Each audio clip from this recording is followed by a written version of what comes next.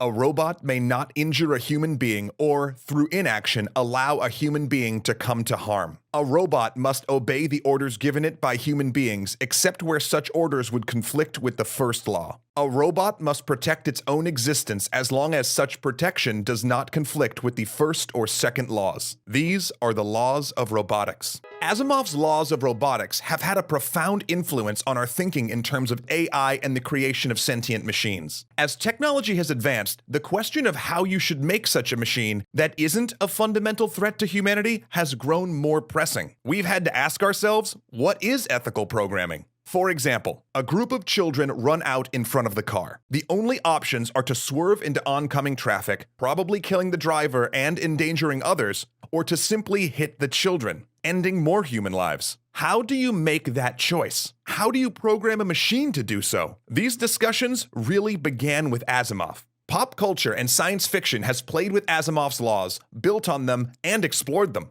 Nearly every artificially intelligent machine in science fiction has had to answer that fundamental question which Asimov posed. Once humankind can create a being superior to itself, what's to keep those beings from simply displacing us? Why would they just serve us? Is it even ethical to have them do so?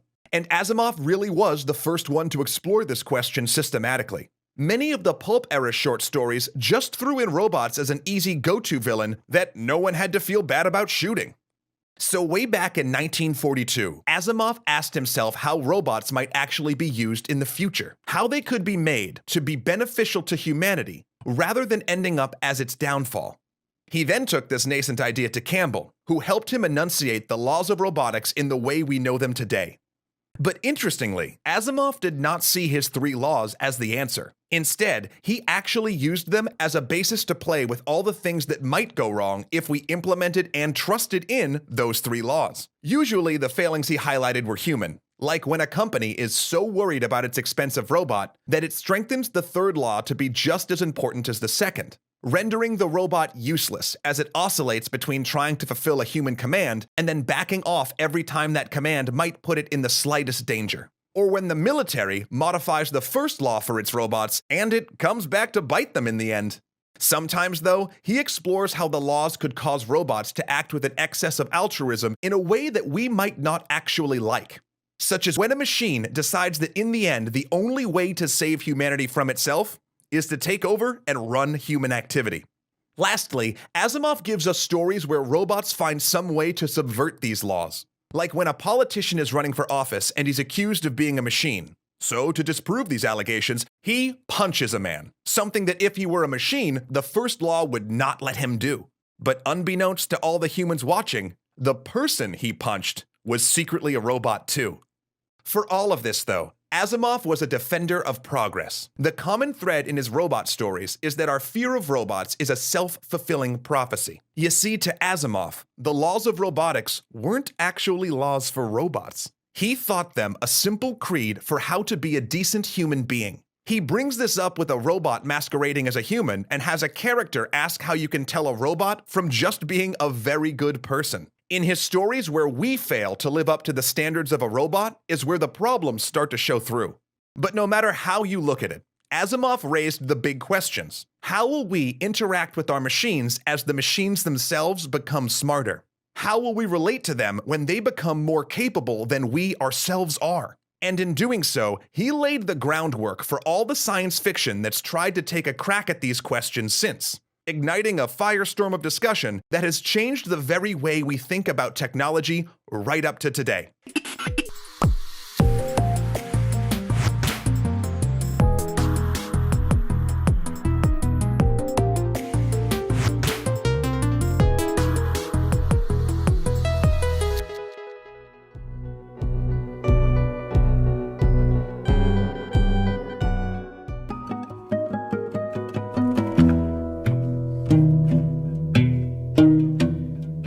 Amal is basically a very large rod puppet. The body is made of molded cane bound together, but the head, hands, and arms and legs are made out of carbon fiber, which is the lightest, strongest material we could learn to work with. Inside her body is somebody who supports her torso and her hip and controls her head while standing on a pair of stilts. And her arms are operated by a left and right hand operator outside of her. And these three people have to think the same character. If the person inside on the stilts decides to turn left, the other two have to respond immediately as the arms would. So they've got to all think the same thought. We call that group mind. When three people are saying the same thing, almost intuitively, when they click, the puppet becomes an incredibly powerful communicator and empathizer, and I think that that's one of the things that's going to happen across Europe with little Amal. We've taken a choice not to give her a voice because she's so huge. What would a huge voice sound like? And so she will be talking through interpreters. She will whisper to people who will be able to pass her thoughts on to the audience. But she also talks through gesture and what we call micro movement. Small shrugs, little movements of the hand, a sniff. That's stuff that we've learnt as a puppet company over the years as a kind of a language, a body language that is just as powerful as words. So in the building of her, all of the movement is very low tech.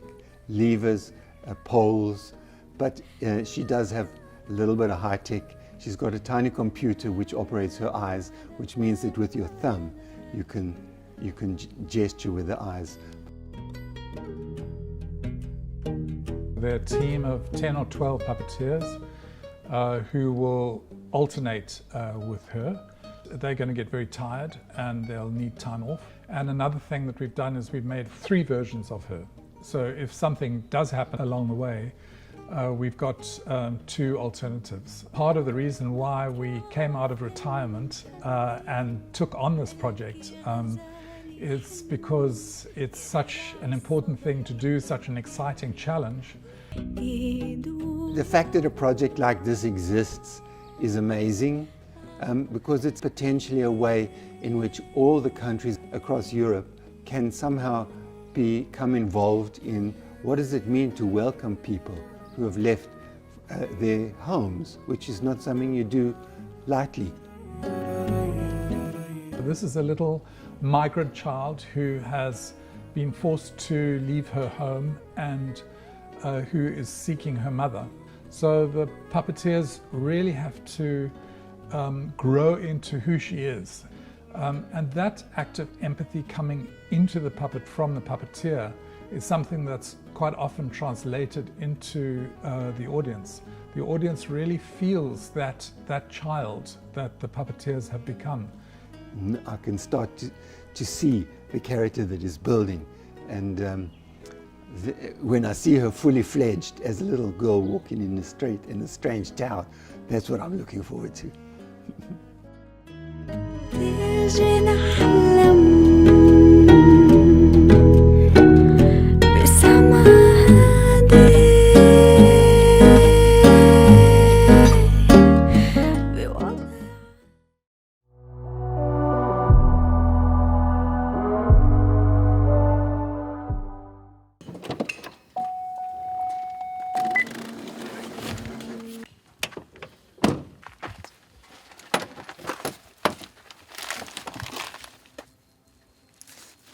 I've always been fascinated by the outdoors, but I couldn't really necessarily move through the outdoors the way I envisioned. The first time I saw Yosemite was from my truck on vacation. And we made stops, took some pictures, smelled the air.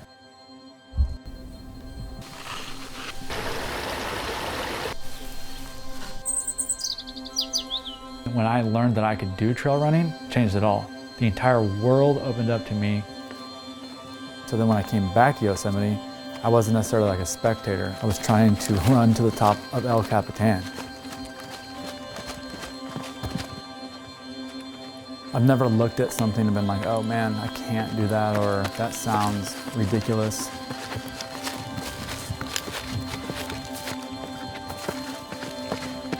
It doesn't really cross my mind, because I'm not really trying to prove anything. It's not a competition. If you want to go explore something, you go do the thing.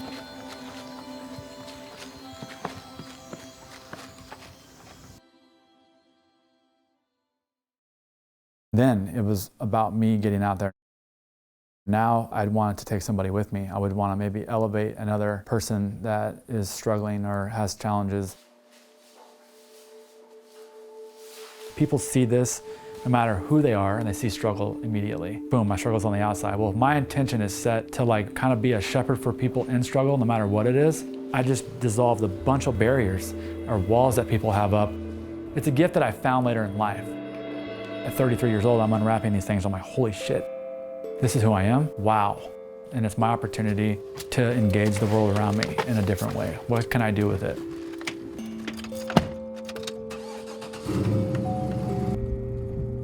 The Mendocino movement is just one of the vessels that I get to do to help other people. There's a lot of foundations right now that are amazing, right? That offer specifically athletes who are striving to go and run a half marathon. I don't want to limit our organization to just those kind of things. I'm open to helping anybody that has an experience. We all have experiences. That's why the Mendocino movement target audience is people that are limb different, but it's not going to stop there. Everybody has some sort of struggle that they're trying to work through. And I just want to have an organization that supports people.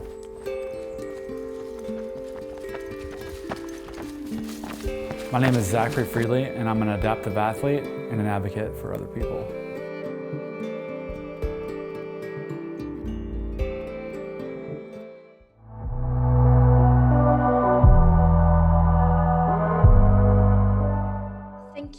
So much for having me. It is an honor to participate in this event. And science shows that in the future we will most likely experience more frequent and more devastating pandemics unless we drastically change our ways and the way we treat nature. Today, up to 75% of all emerging diseases come from animals. And as we are cutting down forests and destroying habitats, we are creating the ideal conditions for diseases to spill over from one animal to another and then to us. And we can no longer separate the health crisis from the ecological crisis, and we cannot separate the ecological crisis from the climate crisis. It's all interlinked in many ways. And during this pandemic, we have seen what we can achieve when we put resources into science. Vaccines were developed in record time. But so far, on average, 1 in 4 people in high-income countries have received a coronavirus vaccine, compared with just 1 in over 500 in low and middle-income countries. And the international community, governments, and vaccine developers must step up their game and address the tragedy that is vaccine inequity. We have the tools we need to correct this great imbalance that exists around the world today in the fight against COVID-19. Just with the climate crisis, those who are the most vulnerable need to be prioritized, and global problems require global solutions. It is completely unethical that high-income countries are now vaccinating young and healthy people if that happens at the expense of people in risk groups and on the front lines in low and middle-income countries. And this is a moral test.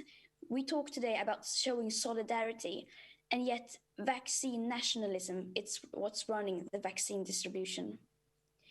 It is only when it really comes down to it that we show our true face. And that is why I and many others are supporting WHO, Gavi, and all involved in the Kavach initiative, which I believe offers the best path forward to ensure a more equitable global vaccine distribution and a way out of this pandemic. Thank you.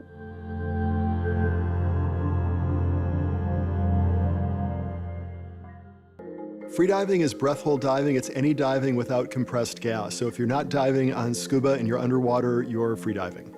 Herbert is the world's greatest freediver ever, hands down. What's really extraordinary about Herbert is he's doing dives no one else has done before. So every dive he's done is the first time a human being has done it. I love swimming and diving, interacting with marine life.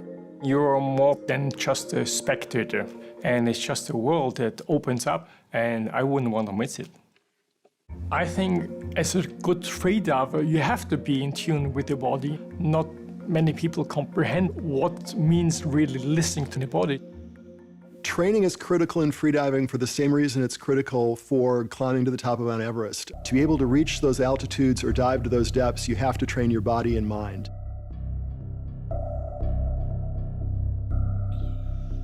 Packing is a technique where I go sip by sip. I compress extra air in my lungs, probably twice as much as normal. But this is not something that happened overnight. It's something at practice. Most freedivers are a bit older because then you're mentally stronger, and this is the key factor of freediving, that you stay very calm. Because if you are not relaxed, really relaxed, you need so much more oxygen, so you can't dive at all. When I dive longer and deeper, the body takes more and more nitrogen in the blood system, and when you go back up, there's too much. Therefore, you have to off-gas. It's exchanging the excessive nitrogen with oxygen again.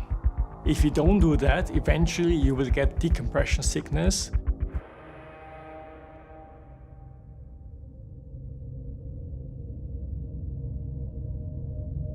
In the beginning, everything went as planned. The problem was, upon going up again, I fell asleep, and the safety divers found me there without any motion at 26 meters below the surface, and they thought I had blacked out because of lack of oxygen. Their initial thing was to unstrap me and bring me back up. Even though I was trying to stop them, they brought me to the surface. And like 15 minutes after the dive, I felt the onset of decompression sickness. I was wheelchair bound, and my brain was gone. I could hardly speak, and I didn't know my best friends' names and so on.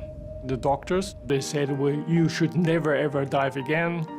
Then I said, okay, see ya. And I did some diving again, and it was splendid, fantastic. Seeing him in the water again, in a couple of days, he was back at depths that most people couldn't reach in a lifetime. So he's obviously still got his A game. It's just outside the water. I still have some issues, but in the water is maybe a bit more my element than being on land. Being in the water, I felt like a kid again. Herbert's just different because he's pushed the limits further than anyone else has, in showing that the human body is capable, if properly trained, and if you're strong enough mentally to do these extraordinary things. Deep diving for me is just a mystical part of it, just exploring the underwater world to see what's down there, what's under the surface.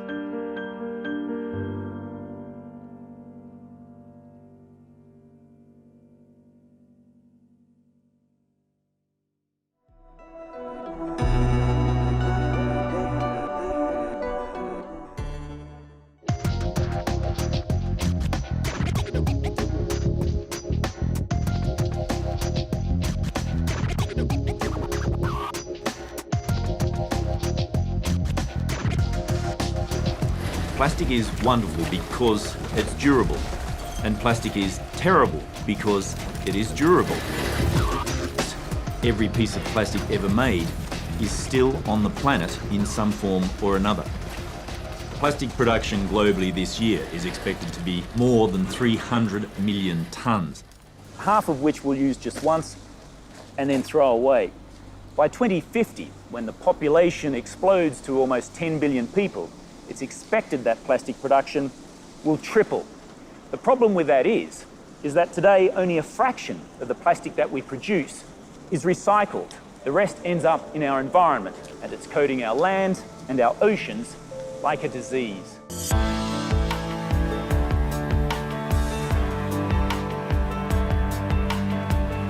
Lord Howe Island is a World Heritage Site and home to migratory seabirds like the shearwater.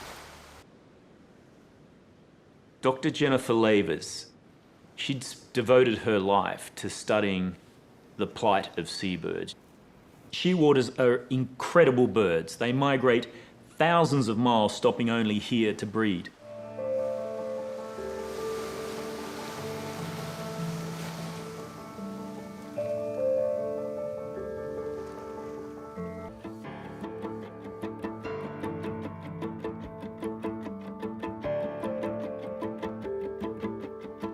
Jen, I counted 234 pieces of plastic out of that one bird. Is that a record? Not even close, unfortunately. So for this species, the record is 276 pieces of plastic inside of one 90-day-old chick. And that plastic, when we weighed it out, accounted for 15% of that bird's body mass. So that's a pretty scary statistic.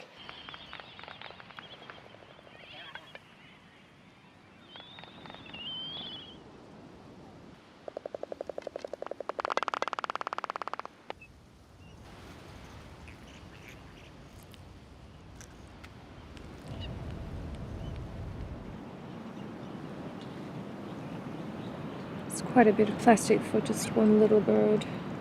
As a Pacific Islander, I know that the ocean is in deep trouble. The very authoritative prediction shows that by the year 2050, there'll be as much plastic as there is fish in the ocean by weight. Every country uses plastic. We need to think about reuse of plastic, single-use plastic. It's got to be on its way out.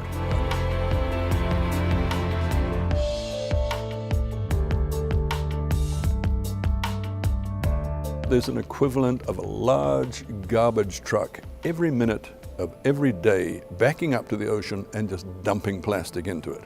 We really have to look at ourselves and say, do we deserve this beautiful ocean that was given to us?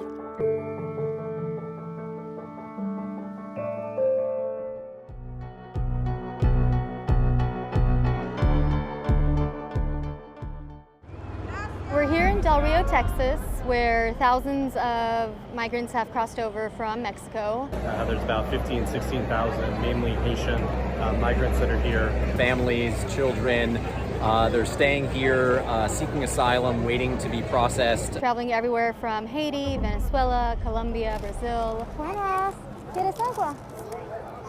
We're coming in to assist and help with meals, to provide support. We're getting our food trucks in and a number of other equipment that are coming in from places like New Orleans and across the U.S. to help support. Right here is lunch service going on still. It's about 3 in the afternoon. We started just afternoon, and it's so many people. It just takes a long time to get through.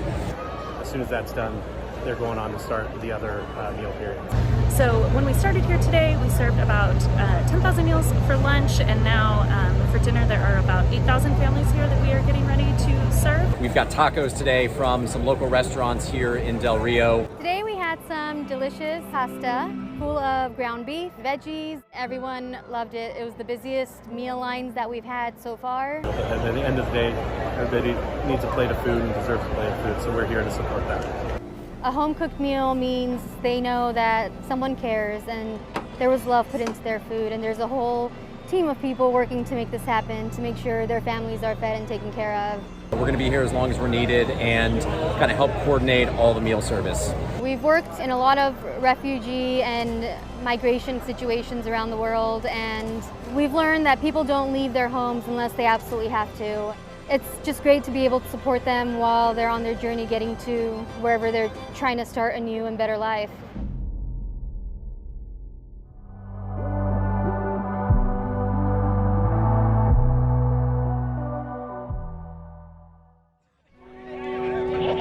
Many people ask me, what was it like that day?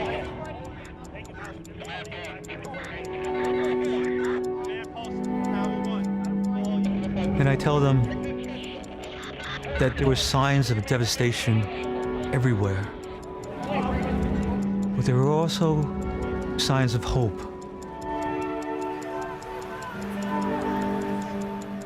Rick was heading up the stairs, and they said, "Rick, come with us." And he's like, "No, no. I have to do one more sweep to make sure all our people are safe."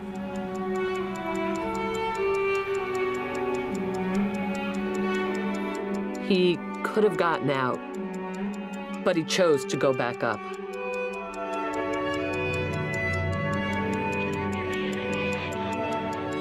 When that light flashed in my hand, all hope was there.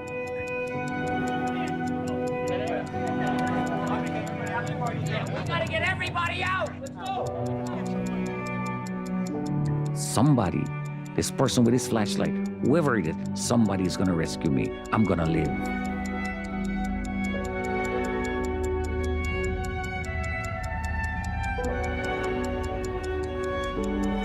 They went up when they should have gone down to save themselves, but they didn't. They went up and put themselves back in harm's way,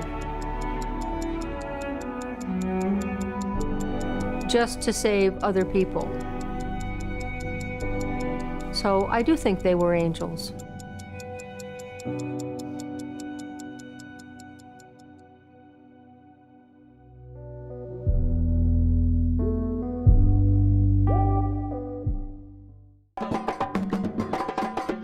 Katanda follow mobile do. Ultra di follow tari.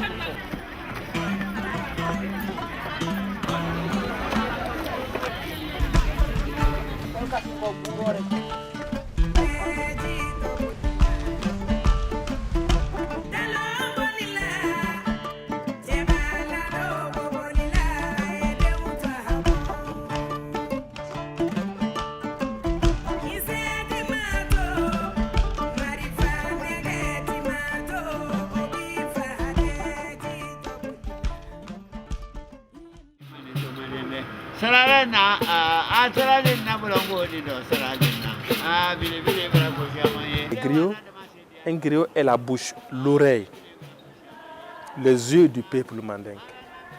Ce que le peuple a besoin de dire, c'est le griot qui dit ça.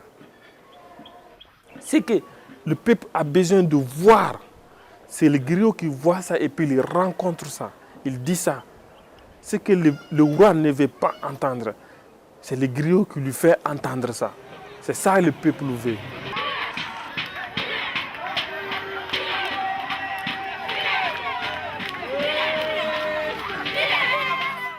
Je m'appelle Toumani Diabaté, je suis un joueur de kora, de père en fils.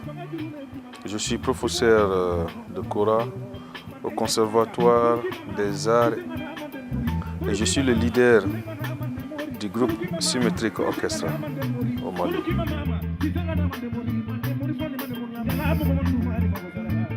Le griot, chaque griot a son maître, c'est-à-dire chaque famille a son griot qui connaît l'histoire de cette famille et qui fait les démarches pour les mariages, pour les baptêmes, pour tout de cette famille. Et ces gens sont appelés les Djatigi. Les Djatigi qui sont communément appelés en français les nobles. Alors chaque noble a son griot. Alors le noble ne fait pas le rôle d'un griot et le griot aussi ne fait pas le rôle d'un noble. Chacun a sa place. Ça c'est les relations. Mais le noble est toujours supérieur au griot par l'humilité. Nous avons dans le répertoire des griots, nous avons des chansons qui ne changent pas, qui sont là, qui restent comme ça intactes. Mais à côté, les griots font des compositions aussi pour la musique qui plaît aux jeunes d'aujourd'hui. Donc c'est pour vous dire que la vie, ça se développe.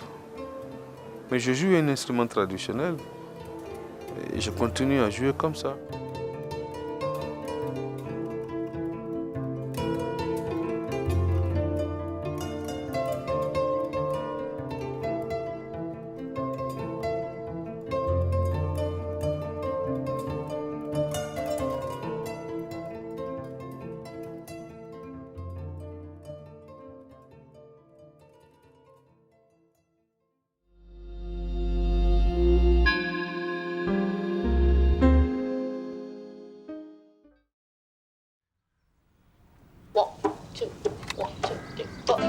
Each year in the US, we waste billions of pounds of good food. And much of this loss could be prevented if we reformed our flawed expiration date system. I'm actually just aware that I have no idea what the date even means. To kind of give it the smell test. Turns out there's good reason to be confused. There's no federal law on expiration dates, so states have a dizzying variety of date label laws that aren't based in science or sound public policy. So a team of faculty and students interested in the laws regulating our food decided to investigate. We wanted to tell a small story to illustrate a larger problem with our expiration date system. The practices around dating of foods are just a complete mess. And anything that we can do to help consumers understand what dates mean and to use dates in a sensible way, I think that's a good thing. Milk is pasteurized, which means that it should not contain pathogenic bacteria like Salmonella or E. coli. So the risks from drinking spoiled milk are virtually zero. Sorry. Tastes okay, maybe on the edge of spoiling, but it tastes okay today at least. Tastes fine. Most of us thought that milk, well past its expiration date, tasted fine. This one smells a little weird. And we learned that spoiled milk, though it's totally gross, oh, definitely not good. Well, won't make you sick. Definitely not good. Would not drink that one. Can I have some water? Most states let the processor put the date on it, but regardless of how good it is, there's nothing on a jug that'll tell you how good the milk is. The standard today is 21 to 24 days, and Montana's still living in 1980, and you're throwing it down the drain when it probably is good for 21 to 24 days. But the 12-day sell-by date tells the consumer nothing. It's just an arbitrary number somebody came up with no scientific backing whatsoever. There's nothing wrong with it. I have customers that, they think that the sell-by date is a spoil-by date, and really they should have another week on it. And it's very, very frustrating watching stuff go down the drain that could be going to a needy family. We wanted to take a new angle on the issue. It's a huge problem. It's 160 billion pounds of food wasted every year. So focusing on this one example, this law with milk, is a way to demonstrate that perfectly good, safe, wholesome food is being thrown out for no reason except that there's a law with an arbitrary date. Each year, 40% of food produced in the US goes to waste. We need a federal law that standardizes expiration dates across products. It should require labels that are clear to consumers, and it should only allow restrictions that are science-based. It's time to change the way we label our food.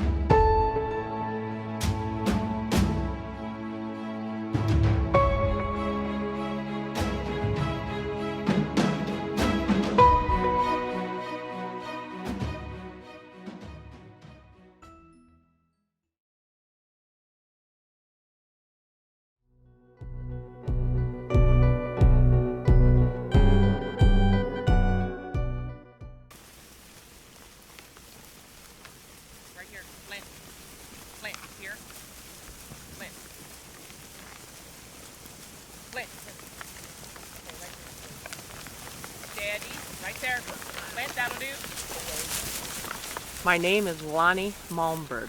I am here on a contract to do fire mitigation with about 400 goats, which is 50,000 pounds of goats. So they eat all of this fire tinder, this understory of 8 feet down to the ground. One thing that's really important here, besides eating all the fire tinder, is to stabilize the soil on the hillsides and to get organic matter into the hillsides that helps the soil hold water, helps the soil hold in place. Walk up, zippy. Zippy, walk up. As people become more aware of the dangers of herbicides and all pesticides in their air, in their water, in their soil, in their land, they become more aware and more educated about the dangers of those and the combinations of those. Then they will look for other methods to be able to take care of land restoration, land reclamation, fire fuel load reduction, erosion mitigation. They'll look for other ways.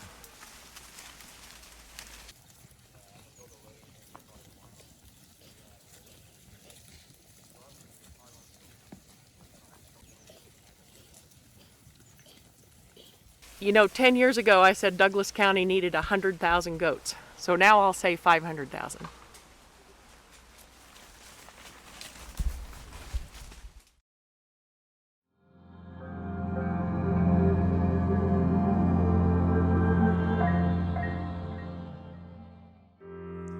Vaccination, the Kavach of current times. We have always heard of time being described as the Samay Chakra, which in Sanskrit means the cycle of life. It is a wheel that bends back in itself. Hence, the history keeps repeating itself precisely and endlessly. The great Hindu epics, Ramayana and Mahabharata, have emphasized on man's duty under any circumstances.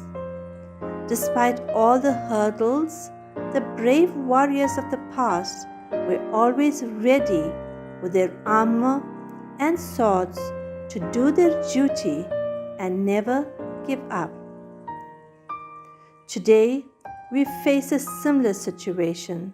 The coronavirus is our biological enemy, and we have to face it bravely. The vaccination is the Kavach, or the armor that we are supposed to wear, just like the brave Karna of Mahabharata fame, who never gave up despite all the hurdles, and his Kavach protected him. The virus cannot scare us from doing our duties towards our family and our society. We can face it together through the protective shield of vaccination. A true guru is one who provides a solution to the problems faced by disciples under every circumstances, and today our guru, Sri Satpalji Maharaj's urge is for us to be vaccinated as soon as possible. It is our duty as a disciple to follow the advice and instructions with complete faith, as it is in our best interest as well as that of our society. Please do get yourself vaccinated as soon as possible, as per the eligibility criteria, and remain safe for yourself and your loved ones.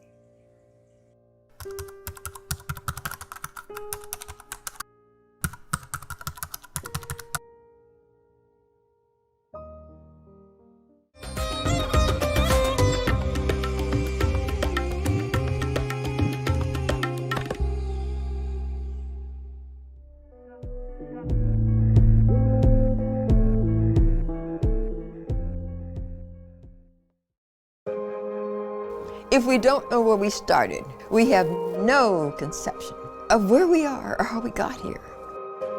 She is a national treasure, a walking history book. history is what happens to us every day, that we're all making history. Betty's a rock star in the Park Service. Everybody will elbow their way through the crowd to get to say hi to Betty. Thank you, Betty, for your extraordinary service. I'm not really a historian. I'm sharing my oral history. She's sort of like Betty Davis, Angela Davis, and Yoda all wrote in the book. She is the country's oldest full-time Park Service ranger, and she works in Richmond at the Rosie the Riveter World War II Homefront National Historical Park. I didn't know about Rosie the Riveter's memorial because it had not freed anyone that I knew. All the memorials, all the museums in the country are really about wars and the military. How do you look at the awkward parts of the story? It's not a pretty picture. The history as I had lived it was nowhere in sight, not 1 minute of it. She's able to talk about these incredibly difficult topics. I was 27 years old, married, and a mother by the time my slave ancestor died. And so now she has a platform and a willing co-conspirator in the National Park Service. It's like I'm running a federally funded revolution. The opportunity to insert the African American stories, that's what the park became for me. The young interpreters are looking to Betty as a leader in learning about their own story. Because what gets remembered is determined by who's in the room doing the remembering. So many people have lived my history, and so many people have lived your history. And the nation is bereft without those. It took her the better part of her life to really find her own voice. I have a deep sense of being in my last decade, that if I don't get it right, I don't have time to do it over. This is a slice of history that to not learn it is really not to know America. My story is important because I represent an important part of the American narrative. And when I'm on this stool, my story will not be forgotten.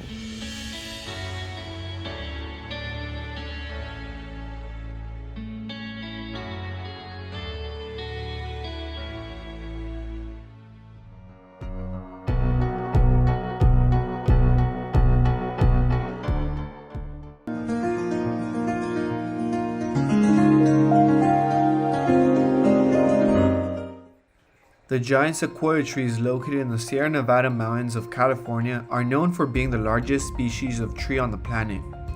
In the last decade, it has been listed as an endangered species by the IUCN, with fewer than 80,000 trees remaining. In the last few days, at least 2 wildfire complexes now threaten hundreds of the giant sequoia groves in central California. Firefighters have resorted to wrapping the trees in flame-retardant foil in an effort to protect the ancient endangered trees. On September 9th, lightning started 3 complex fires that have since burnt thousands of acres of steep terrain and have brought the fires to the foot of the Sequoia National Forest and in Kings Canyon National Park in central California.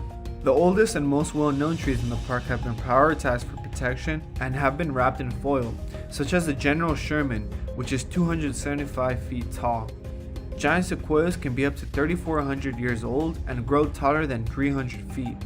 Though because of the climate change, incidents such as these complex fires now pose a tremendous threat to their survival.